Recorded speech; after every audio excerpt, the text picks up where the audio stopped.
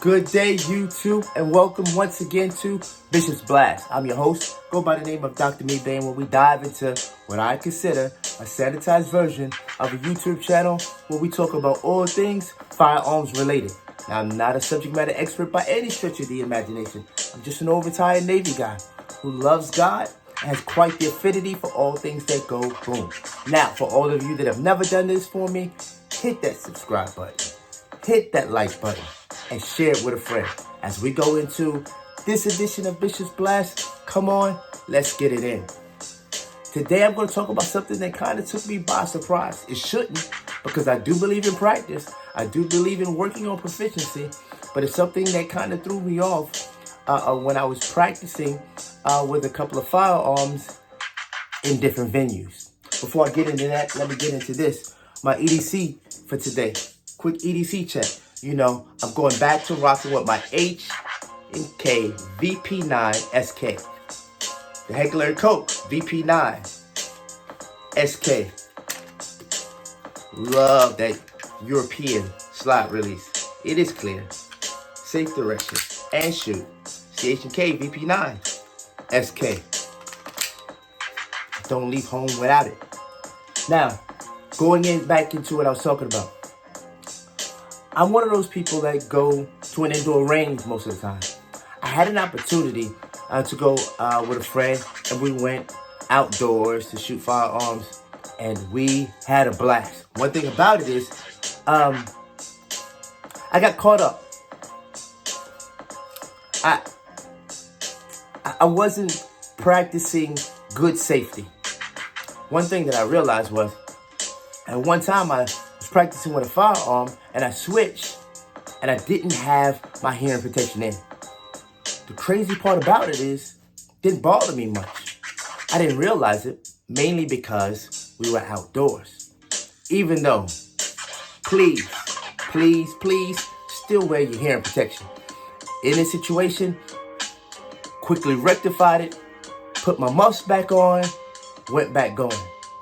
I didn't really realize it until going back to the indoor range.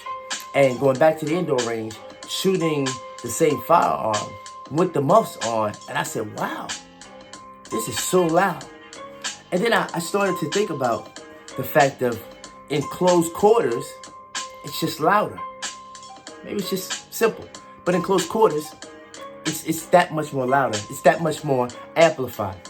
And it made me think, if somebody comes and I hear a bump in the night, I'm not grabbing muffs. I'm grabbing my force mitigating tool, and I'm about to make sure that I take care of me and mine so that we good. However, I have to be prepared that it's going to be louder than I normally expect when I go to the range. So it got me thinking. Some friends of mine did it. I haven't done it. And now I'm back into, I need to get it done. I think I need to get a suppressor. It's important. Now I have various firearms that can use a suppressor. Right now, this is a PSA, Palmetto State Armory. This is sort of like the Glock 19 clone. However, it has a threaded barrel that could take a suppressor. Just so you know. Safety first. It is clear. This, if I had to use it, it's going to be louder without it. But if I had a suppressor on, or even better, it's something that I like, and it's not, the recoil is better. On top of the recoil, it's not as loud as even that 9. To be honest with you, it's the Rock 5.7. Yes. And safety first. It is clear. Shoot. The Rock 5.7. Once again, with a threaded barrel. So if I had a suppressor, I could take this off, put the suppressor on, and if I had to utilize it, it would be that much more quieter and probably shock even myself a little less. So, I'm not saying that to convince you to do anything. I was just sharing with you how I feel. And I think I'm pro suppressor at this point in time. So do what you need to do, but just be aware that whether you're shooting on the outdoors or indoors, you might feel way more comfortable on the outdoors because the sound has a lot more area to travel. In condensed situations and areas, that concussion is just exacerbated that much more.